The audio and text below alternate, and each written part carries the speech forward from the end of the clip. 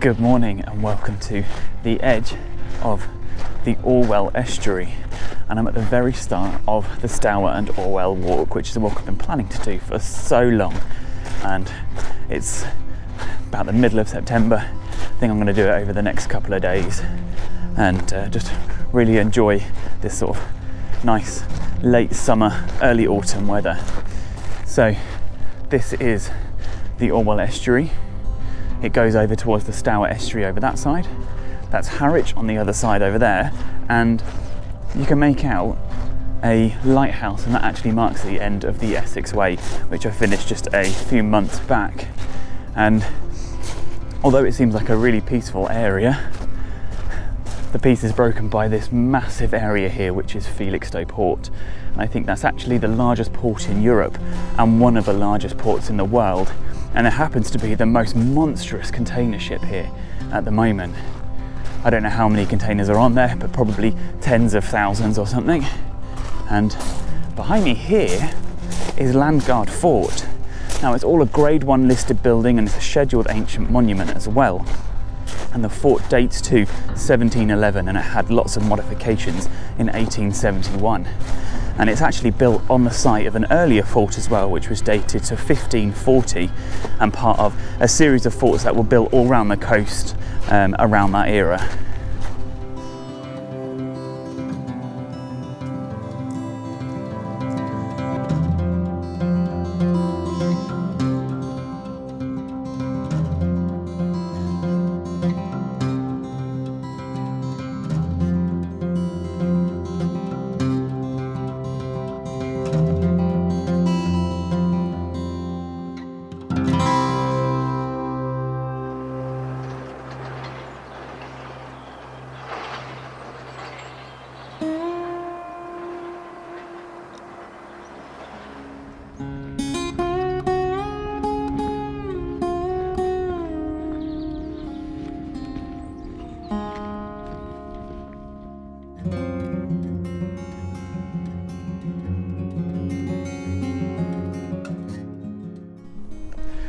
So the Stour and Orwell Walk is a 40-mile long waymarked trail that begins here at Landguard on the edge of Felixstowe and ends at Cattawade, right at the edge of the Stour Estuary, and it follows the Orwell Estuary up into Ipswich, down to the Shotley Peninsula, and then across the River Stour over to Cattawade.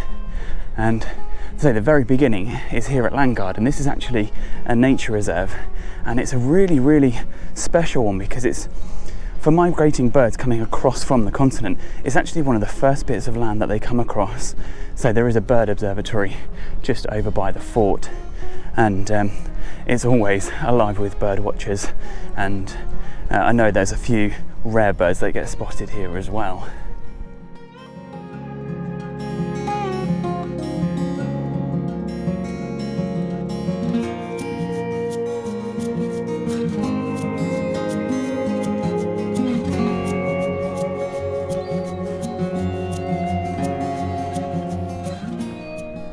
Just as you enter Felixstowe, you can't help but notice this massive Martello Tower.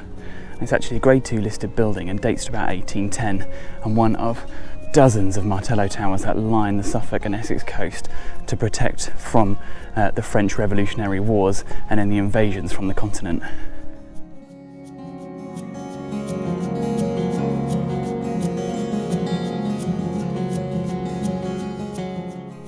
I just came across a sign that pointed out this wonderful building here. Now, not much of it because most of it's underground, and it's actually an ROC post, which is a Royal Observation Corps post, and it was built during the Cold War. Now, I've actually been inside one of these many years ago, so I will show a couple of pictures of what it actually looks like inside, but it's very standard plan that they followed. There's ventilation here, and then an entrance with a ladder that goes down about 20 or so feet.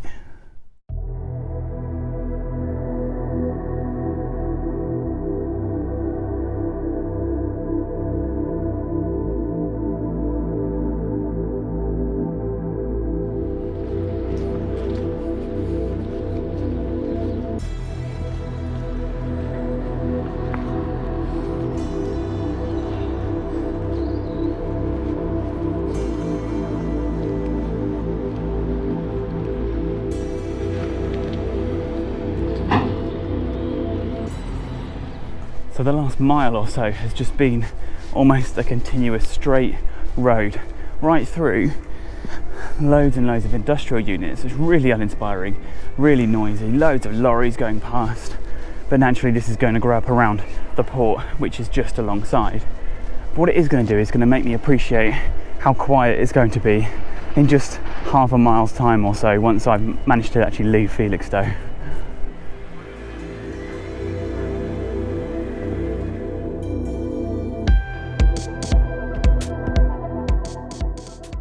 So just a moment or so after passing through all of these industrial estates, I've just arrived at the bridleway that crosses the railway line, and the gate is locked at the moment. There is a telephone number to ring, it says here, if it is locked, and it's going to be at least 15 minutes or so until they can unlock the gate because there's so many trains that are due to come up and down. There's a massive one who's just pulled in that's probably a mile long, and this one here is just almost parked right across the bridleway, so it's a bit of a pain, but hopefully it won't be too much longer. Well, I didn't have to wait very long.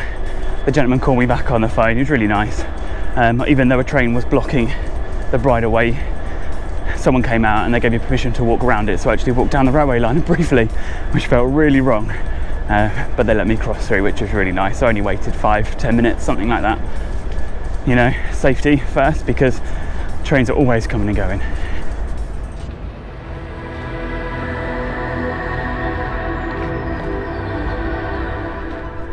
So I've just arrived at a little point on the Stour and Orwell Walk called Fagbury Cliff, and okay, it might have been a cliff at some point.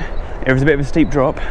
The view isn't out to sea though, it's out to the containers and all of the dock. It's nice that they put a bench here, but the view isn't inspiring for me.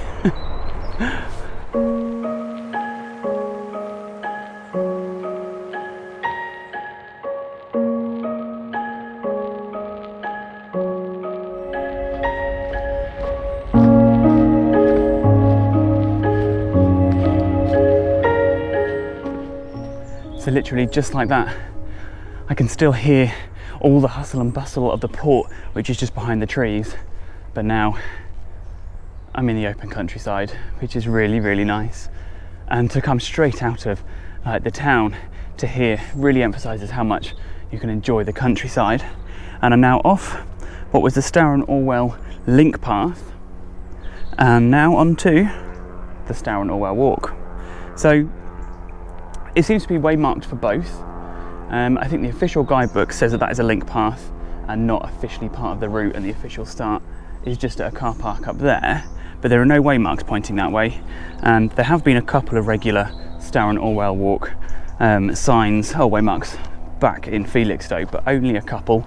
And I'm just entering Trimley Marshes as well, the nature reserve owned by Suffolk Wildlife Trust. I've been here once before, it was absolutely fantastic. Several hides along, lots of pools and stuff, and it was just really, really nice place to visit.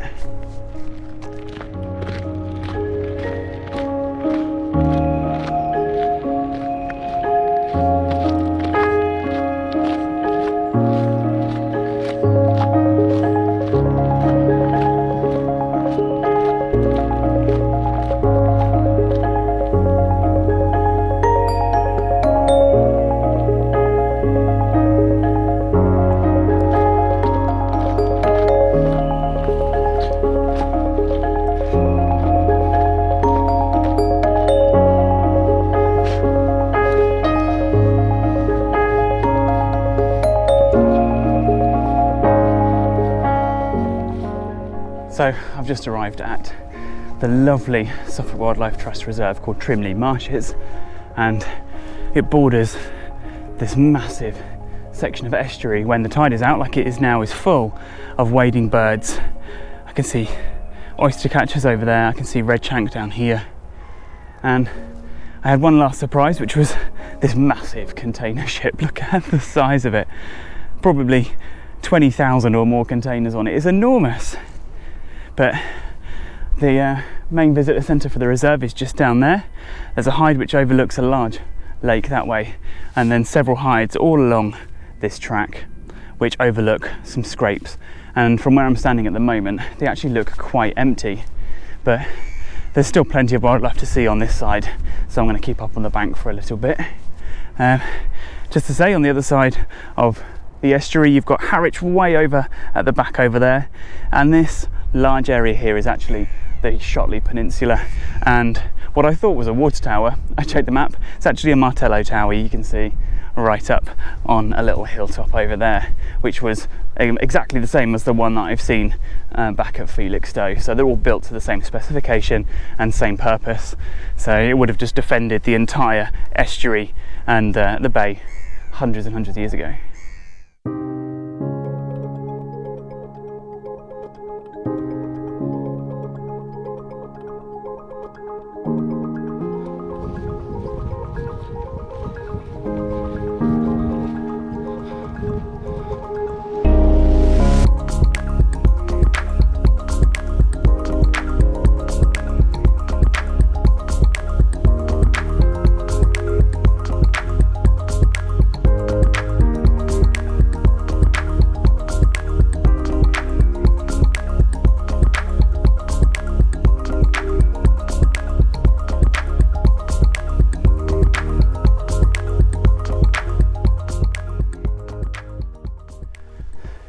So I've just left Trimley Marshes now.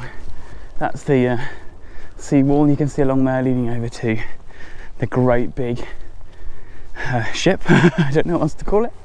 And there's a new area here on the left, and you can see the old sea wall as it went across there, and then at some point in recent years they've removed a section of the sea wall to allow it to reflood, and now there is just acres and acres of salt marsh here. That's all tidal alongside the estuary, and the aim of that is just to bring in more rare wildlife and support the current wildlife that are here as well. See, most of the ground alongside the estuary is just open grazing marsh, which isn't that great for wading birds, whereas this salt marsh is absolutely fantastic for them.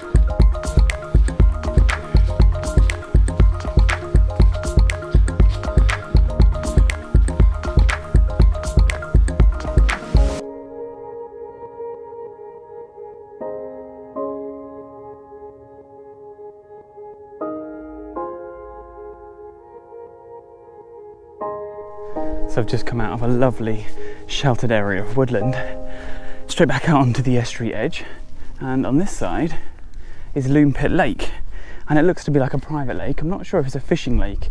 I can see several jetties and stuff all around with a big private sign up as well, but the path itself actually goes right between the estuary and the lake. It's almost on like a little causeway round and down towards the marina just over there.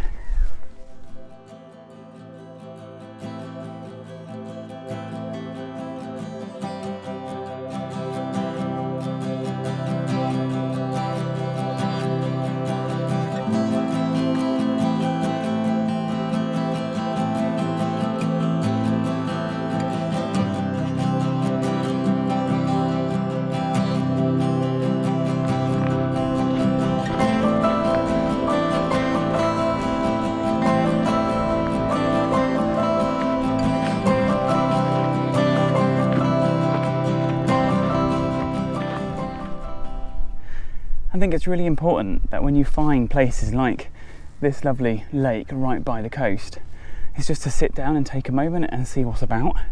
And I've already seen some little grebes diving and 2 kingfishers, and I reckon that most people who walk past here will just notice the swans, and they're about to fly right over the top of me, look.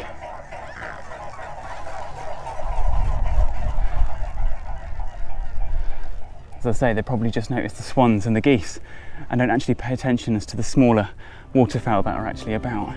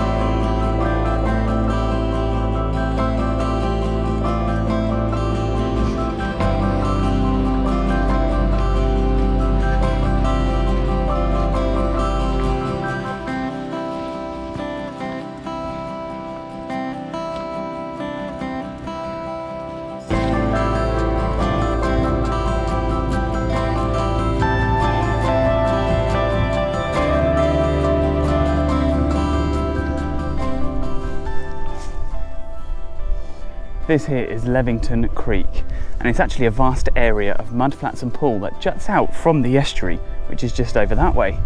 And it was actually created in 1953 during those notorious floods, where a massive tidal surge came up the estuary and then flooded this whole area, almost as far as the village, which is just up behind those trees over there. And then in 1980, with the help of Suffolk Wildlife Trust, they actually turned the area into a nature reserve, and it's one of the best areas now to spot wildlife along the whole estuary.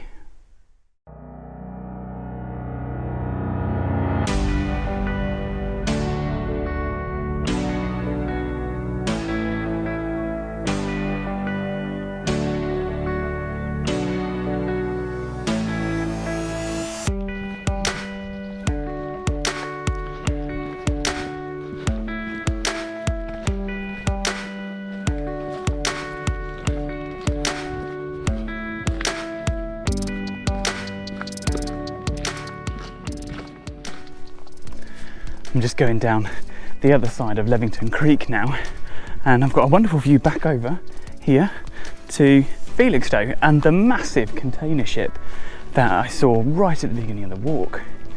And if I actually look this way, in the field over there, a massive herd of deer. Probably 1, 2, maybe 15, 20, 25, something like that. Really amazing to see.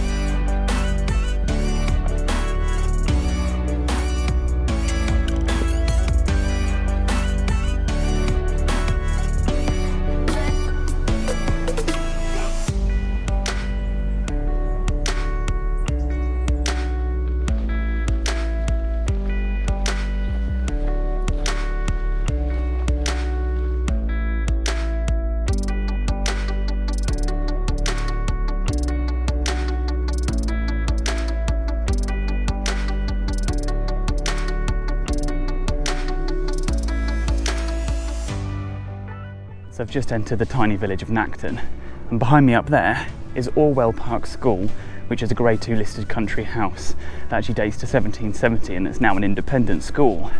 But I'm actually going to be ending my first part of the Stour and Orwell Walk just up ahead in the village centre.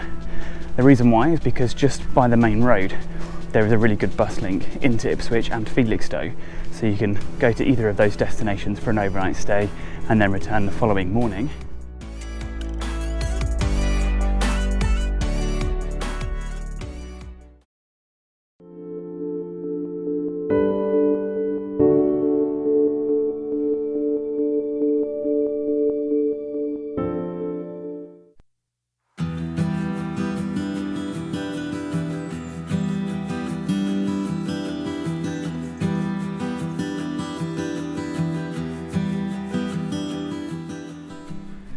Good morning and welcome back to the Stour and Orwell Walk. This is part 2, which starts here in Nacton and ends just in the centre of Ipswich. I've just passed the lovely church of St Martin in Nacton, which actually dates to the medieval period, even though it looks a lot more modern and is given a Grade 2 star listing. And the opening stretch of this part of the walk is mostly on the road, which is a bit of a shame. It follows quite a long straight road up to the A14, and I'll head underneath that and then branch off left down towards a country park which I've never been to before, and I should get some really nice views, hopefully up to Orwell Bridge and the Orwell Estuary as well, just on the south side of Ipswich, before I work my way through some housing estates and some parks into the town centre.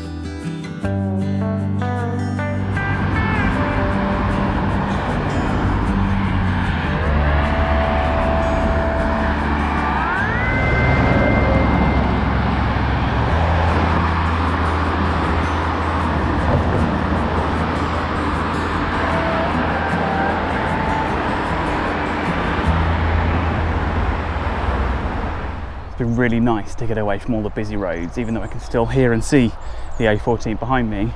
It's not quite as much as a shock as when I was walking underneath it, but I've just taken this footpath now down towards the Orwell Estuary and come across a rather large pillbox. Wasn't expecting it to be here. I didn't see anything on the map, but I've just had a look and it's a Type 22 pillbox with 15-inch thick walls, and it obviously dates to World War II. And it seems a bit of a random place here because you can't see the estuary, and I don't think you would have been able to see the estuary during the time it was built. But doing a bit more research, right here and underneath Bluebird Lodge and all over that area was actually the site of Ipswich Airfield, and that was constructed in World War II to prevent any invasions. So it's just really interesting that there's still little hints of all of the World War history still about. It's great.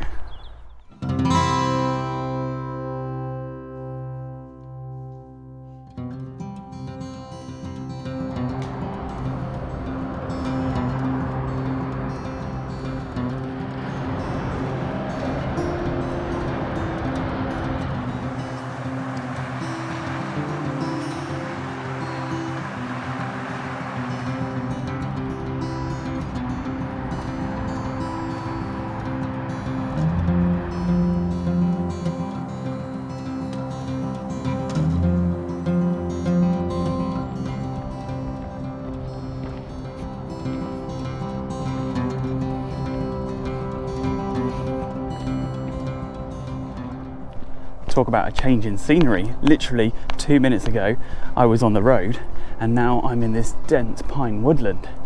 It's actually really nice in here. It's a lot cooler, the sun's starting to come out, and this is a prime place to spot some woodland birds and mammals as well. It's likely there'll be deer and squirrels in here, also things like woodpeckers, so I'll certainly keep my ears open. Now this path will lead me all the way down here to the edge of the estuary, where I'll turn right and then follow its edge underneath the massive Orwell Bridge, which I'm actually quite excited to see. I know it's a man-made structure, but it is very impressive.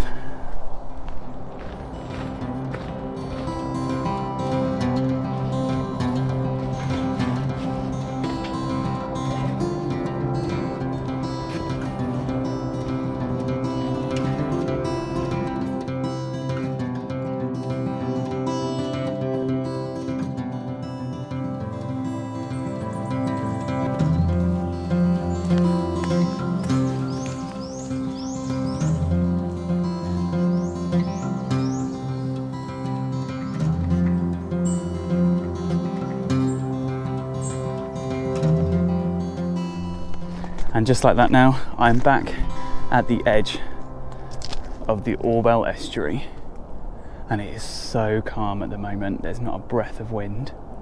The tide, I think, is on its way out. I'm not quite sure, but it's fairly far in as well, so I'm right on the edge here. Far distance over there you can see the massive Orwell Bridge. Constant rumble of traffic over there. And on the far side of the estuary is Freston Tower, which dates to 1550 and is grade 2 star listed. And I don't think the Stour and Orwell Walk actually passes right next to it. I think it goes up behind, so I imagine this may be the only view I get of the tower. But for the moment, I'm heading back into the woods and I'm going to follow the edge of the estuary right underneath the Orwell Bridge.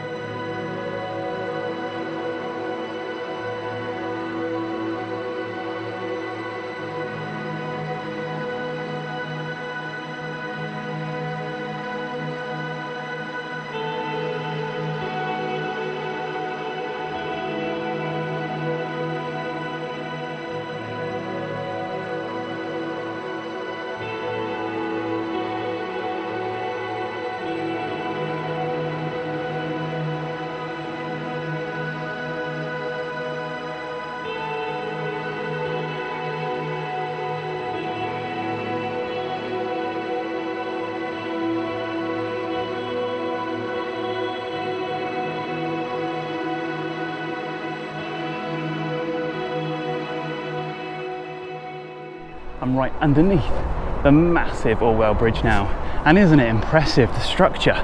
It spans 1,000 metres from side to side and rises to a height of 43 metres, and it opened in April 1982 at a cost of about £23 million. Today I reckon it probably costs something like £250 million, but it is still just really, really impressive to be so close to something this big.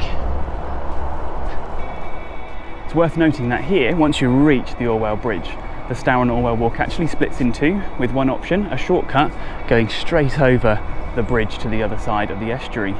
And then there's also another path that goes into the centre of Ipswich.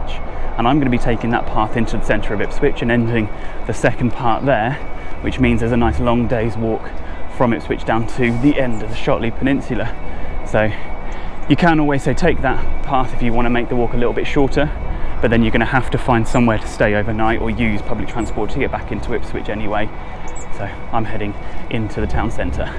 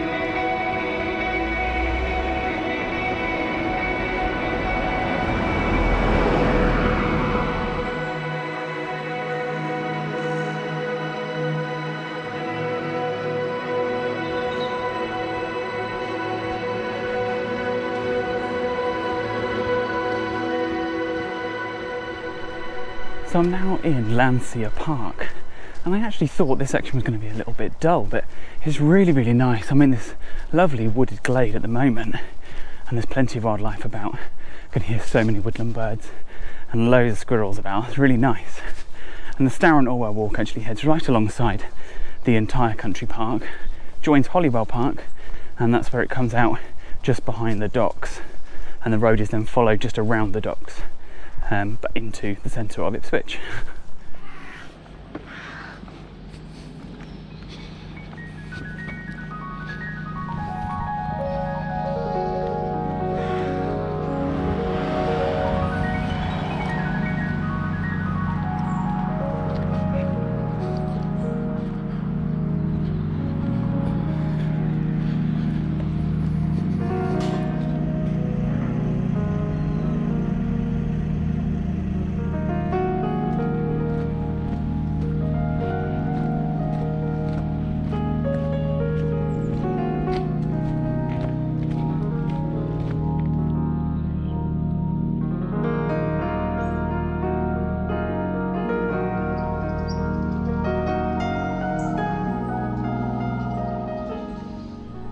So I'm deep into Holywell Park at the moment, and I followed a dike which took me to a lovely pool where there was lots of wildlife.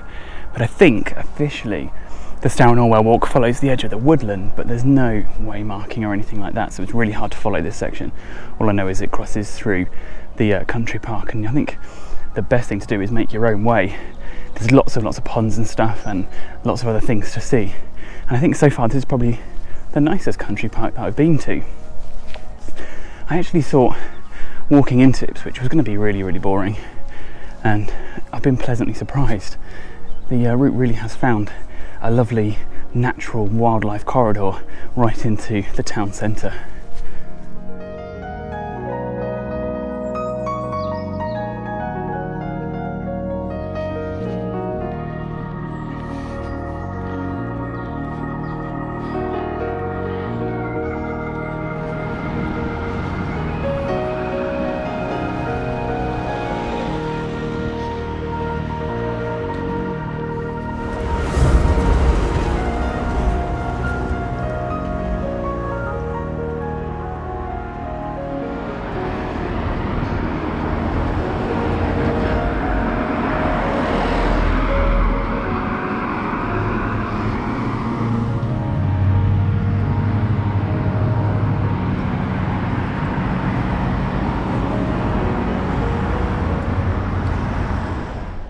The end of my walk today is marked by 2 churches just close to the quay.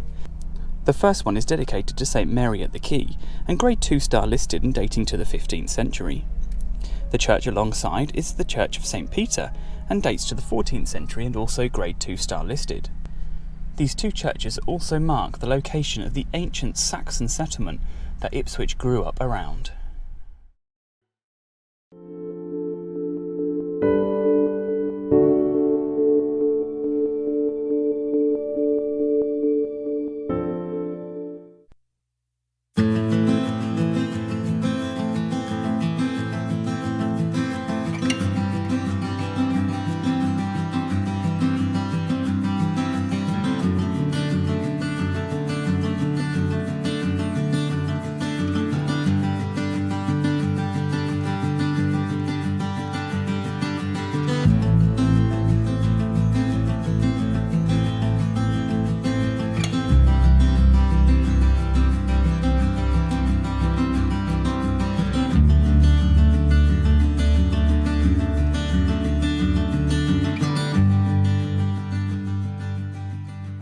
Good morning and welcome to the very edge of Ipswich. This is the town behind me, you can see over here, and I've just followed about a mile and a half or so of just roads kind of out of the town. Really not very pleasant at all, but I've now just joined the edge of the Orwell Estuary here and the tide is coming in, so the wildlife is starting to be pushed up against the bank. It's really nice. Seen loads of egrets all fishing and stuff down there, which is really, really nice. And I'm about to head over to the Orwell Bridge, which is up here. And I'm going to head underneath that. So this is part 3 of the Stour and Orwell Walk, and I'm going to be walking from here all the way to Shotley, which is about 12 or 13 miles, I think, something like that. I'll find out when I get there. And this is actually the second to last day of the Stour and Orwell Walk, because after that I'll do Shotley to Cattawade and then it's all completed. But I'm really, really excited about this section. So I've only ever been along here once before to sort of spot some of the local wildlife. I'm really excited about walking along the estuary and a few of the historic buildings that I'm going to see later on. And then I'm really excited to get to Shotley as well, because there's a couple of Martello towers there and hopefully I can get a decent view of those. Now sadly today I have forgotten to bring my GoPro, so everything's going to be on the SLR, so it might be a little bit shaky on this stretch unfortunately, but I've got such good weather. Hopefully get some really nice views and hopefully get the drone up to get some nice aerial shots as well.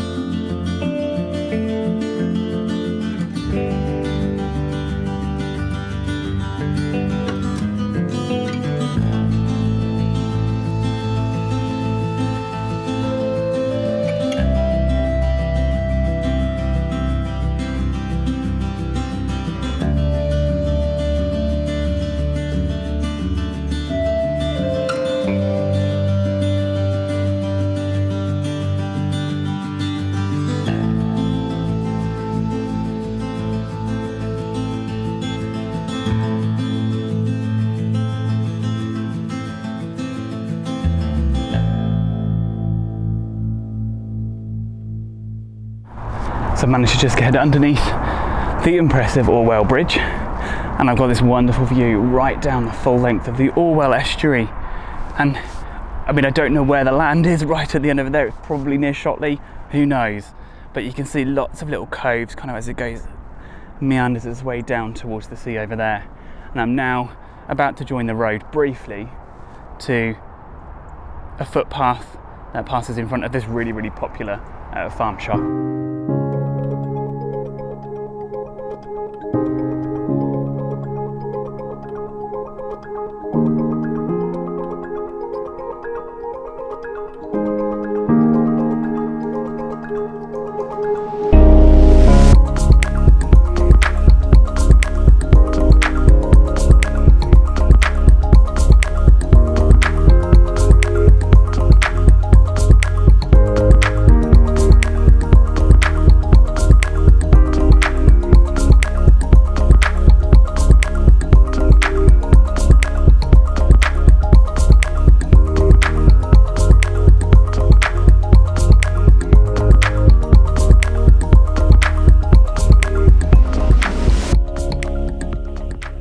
So I've just arrived here at St Peter's Church in Freston. Now the church itself is actually directly on the trail, but it's a little bit of a detour to come and have a look at the lovely building. It's Grade 2 star listed and dates to about the 13th century, and the porch and vestry here were actually added in the 19th century. Unfortunately for me, it's all locked up. There's a little sign up saying it's locked because of recent thefts, and it's just a bit of a disappointing thing to find, because who on earth steals from the church? It's unreal. But I can still look at the outside of this lovely building.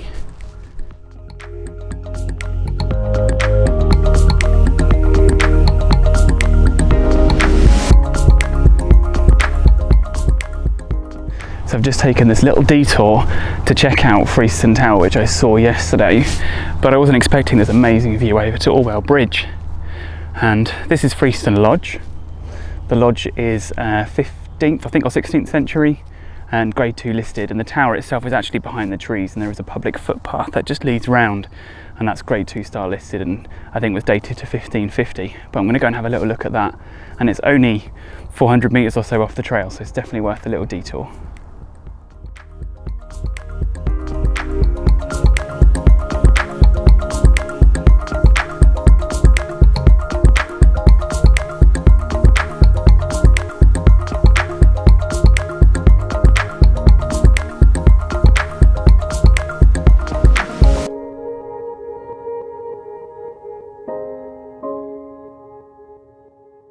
Just as you went to Woolverstone Park, you pass the Church of St Michael. Now this dates to the 14th century and is Grade 2 star listed. And Woolverstone Hall, which is now a private school, it's just about a quarter of a mile over that way, but sadly I don't think I'm going to get any views of it. Fingers crossed later on the walk, but it'd be a real shame if I couldn't see it.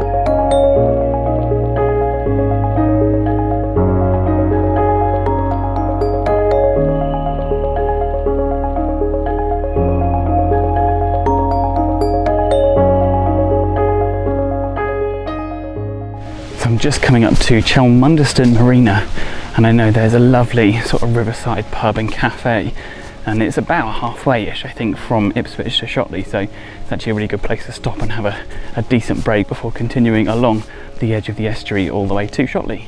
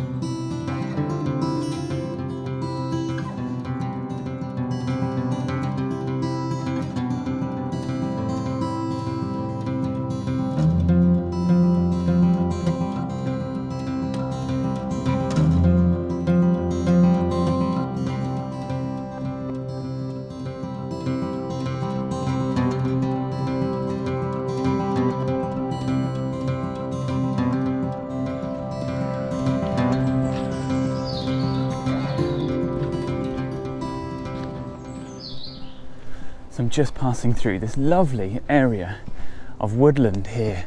I've got pine trees and stuff, and I've just passed sort of native trees. And this is a National Trust woodland called Pin Mill.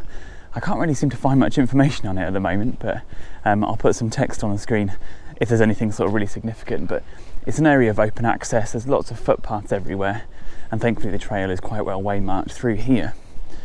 Now, what I've done actually is I terminated my day's walk at Chelmundderson just behind me because I didn't have the GoPro, and I've decided to go home, get things charged up, and I've now come back a different day and continuing the walk on to Shotley, just so I've got the GoPro and everything else is charged up as well. Wow, look at that. That is quite awesome. You've got a bird's nest in here as well. And it is alive. You can see some needles and stuff at the top, but such an unusual tree. But anyway, I've got, I think, about 5 or 6 miles of almost entirely estuary side walking. So there's this short section through woodland, and I think I descend down to the edge of the estuary and follow that all the way to Shotley. And I'm really excited actually to see across the estuary over towards the areas I was walking the other day, places like Trimley Marshes, and also I get to see the massive ship container and stuff like that at Felixstowe port as well.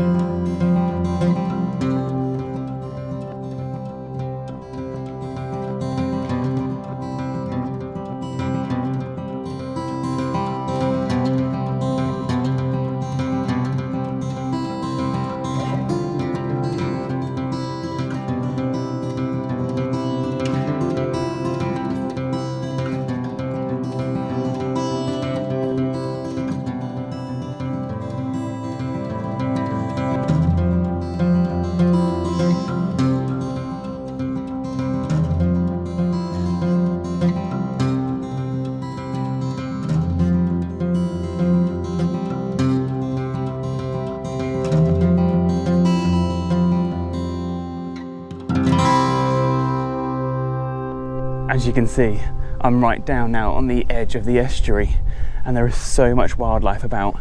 I had a woodpecker just over the top of my head when I was by that tree, and then down in the water over there, just feeding on the edge, I've seen widgeon. I'm pretty sure I saw a pintail, loads of redshank. I can hear oyster catchers, I can hear curlews. Literally everywhere I look along the edge of the water, there's just so many wading birds. It's so lovely. And this, I think, is going to be company all the way to Shotley. It's going to be really nice.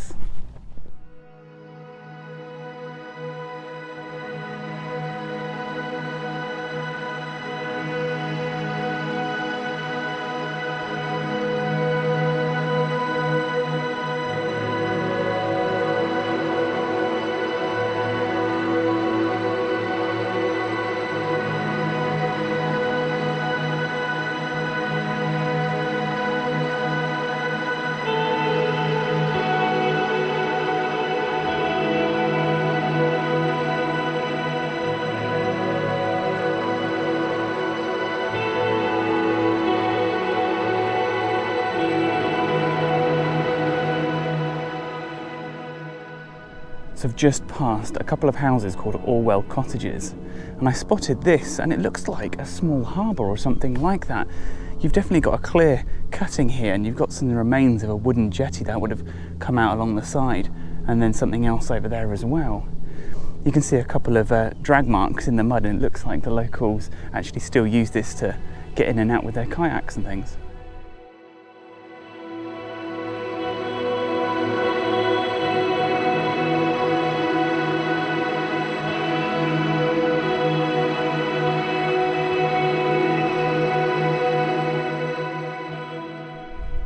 I'm finally arriving right onto the very edge of the water. This ahead of me is the flood bank to stop it from flooding all of the marshes on the right, and you can see very old wave breakers and things like that, or I assume they are, and a wonderful example of tidal mudflat and salt marsh here. Very, very rare and very rich in wildlife. They also have a wonderful long distance view all the way down to the Orwell Bridge, easily 4 or 5 miles in a dead straight line. And across the river, or across the estuary, is Levington. I can see the church up on the hill, and then a marina just over there. So a couple of days ago I walked behind that marina and I could see the church, and it was Levington Creek that kind of goes inland and then juts back out again. Really, really nice to see it from this perspective. I've never walked in this area ever before, and it's just so nice.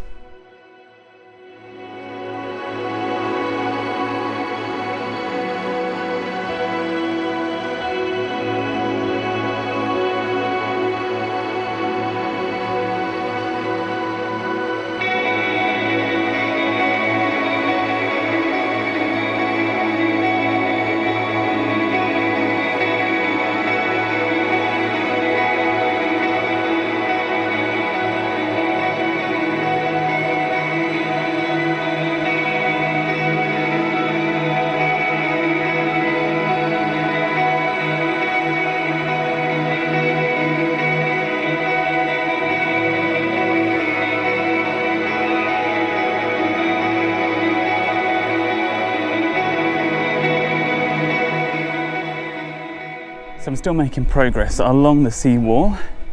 That is Stratton Marina just behind me. That's what I passed a couple of days ago and I saw earlier. And I've now got my first full view of Felixstowe port, and yet again another massive cargo ship there. And actually to the right I think I can see the church tower and lighthouses of Harwich, which is the end of the Essex Way, which I saw from the very start when I was at Landguard Fort. It's quite an unusual walk in the fact that you're following 40 miles of these two massive estuaries, and yet you're always so close to where you were like the day before. It is literally the other side of the river. It's really, really quite awesome.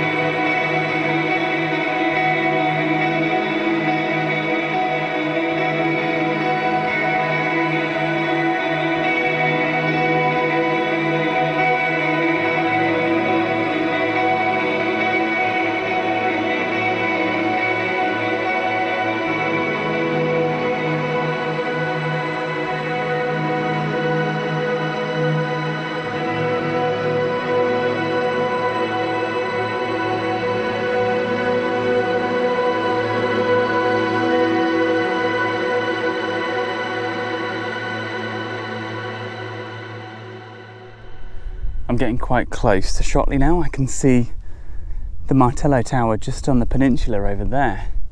But I've stopped here for a reason. Actually, I need to get another shot. There's two kingfishers sitting on this horizontal branch next to that bush over there. And they were sitting together on this fence, and I got some shots down there, but they're both together, so I'm gonna have to try and get another shot. I think they're both juveniles, because the call that they were making is definitely not the normal kingfisher sound that I know. It's kind of like a really high pitch, kind of flutter. It's a really unusual sound. Never heard it before. So I had a little look on the camera to see what they were, and I say there were two kingfishers. It's absolutely lovely to see. And I also heard a Chetty's warbler just about a quarter of a mile back down in the reedbed. So much wildlife on this section. It's just amazing.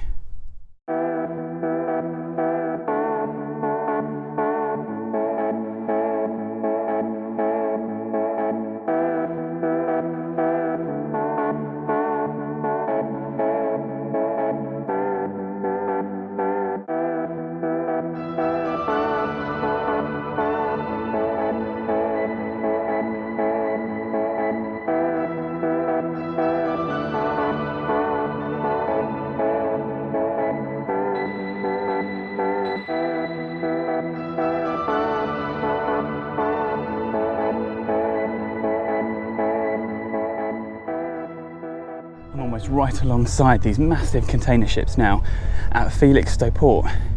But you know what? A couple of days ago when I was just over there at Trimley Marshes, I could see Harwich and I could see Shotley.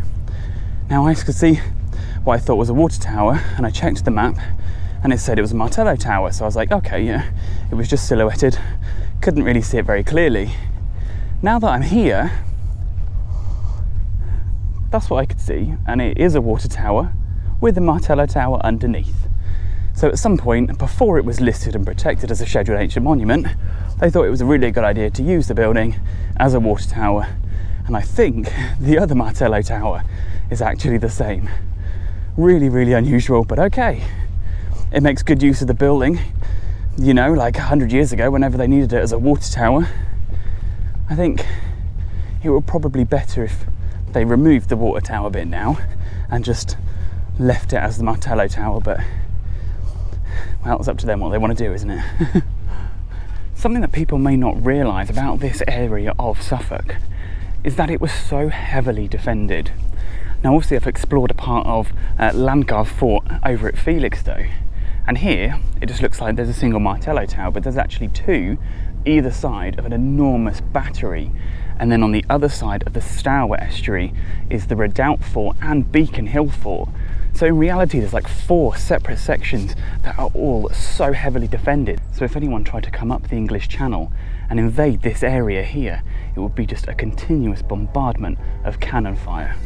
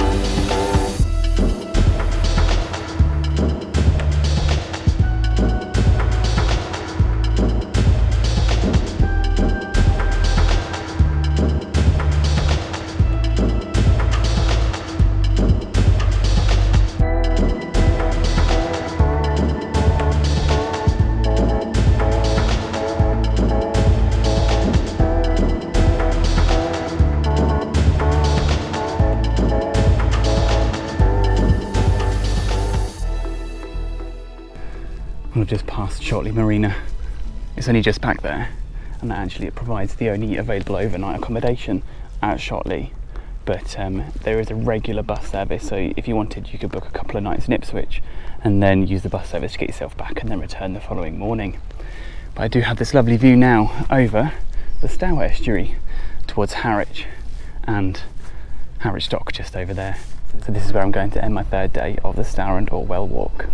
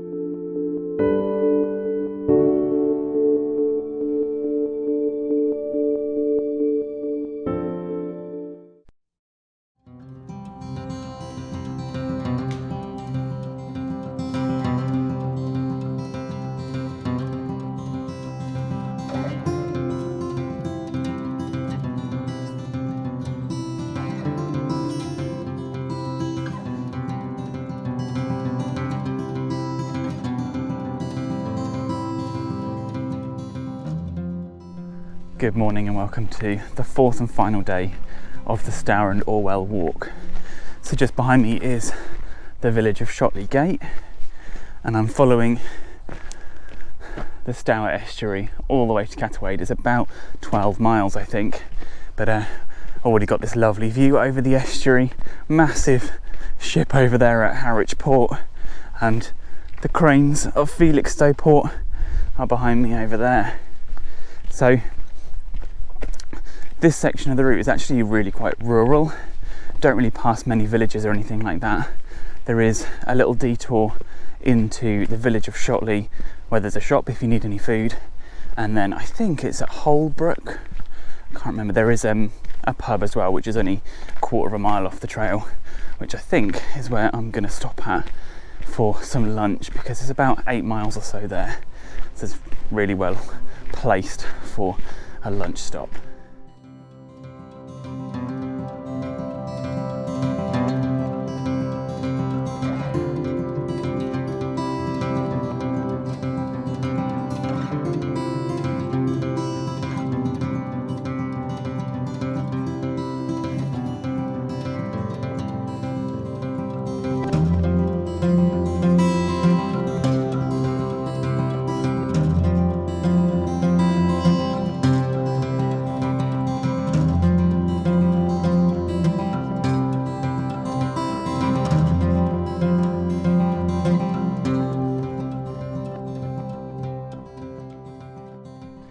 So I've just arrived here at Irberton Hall, and it's a lovely Grade 2 star listed building dating to 1575. But out the front is this wonderful gatehouse, which is Grade 1 listed and dates to 1549, so it predates the house by sort of 25 or so years, and is actually an outstanding example of Renaissance architecture that's been applied to a gatehouse.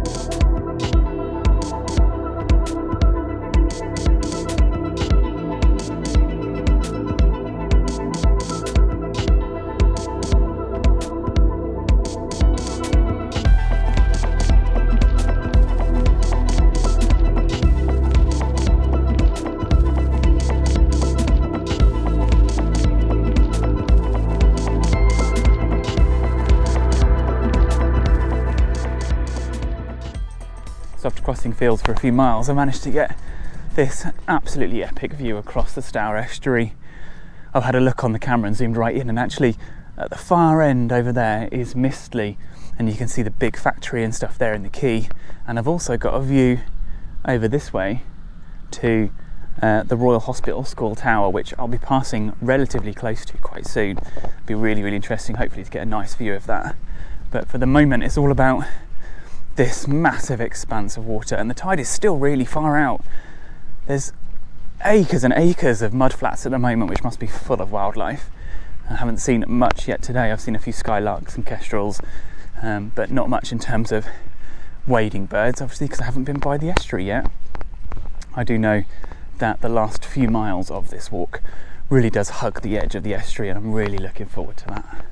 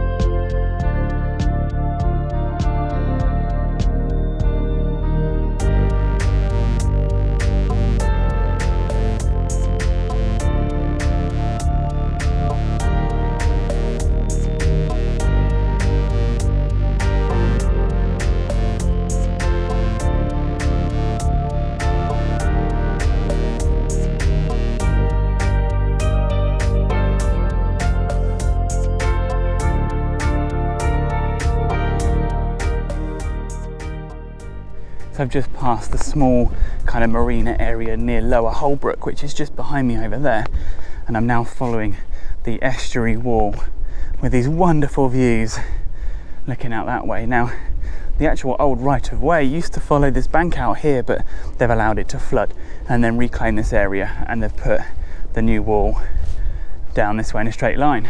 From here, I've got a cracking view inland as well to the Royal Hospital School, and that dates to 1925, the building, and it's grade 2 star listed, and that's actually an independent boarding school.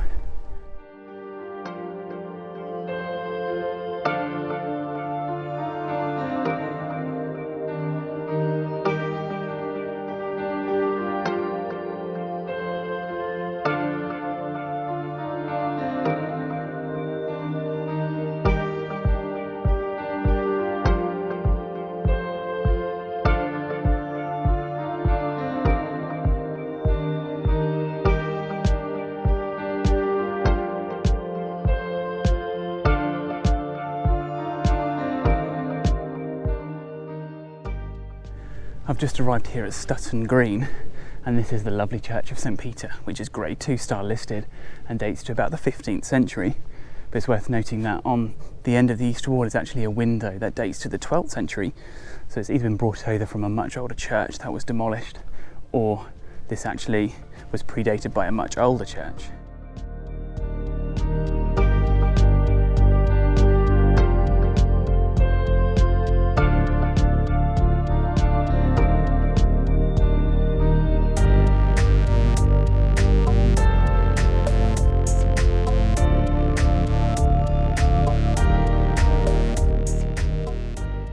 Just had a lovely meal at the pub in Stutton. I thought it was going to be at Holbrook, but it wasn't. It was at Stutton. Really nice food, and sat outside and enjoyed it in the sunshine. And I've just left the village now, and I've got a lovely view over to Crepping Hall, which the core of which dates to the 16th century and is grade 2 listed and has an 18th century brick front to it. And this path that I'm on now is actually going to lead me all the way down to the very edge of the estuary. And it seems to have been ages since I walked along the estuary. I've probably done about 8 miles or so of countryside walking with views down to it, but now I'm actually going to be right on the edge.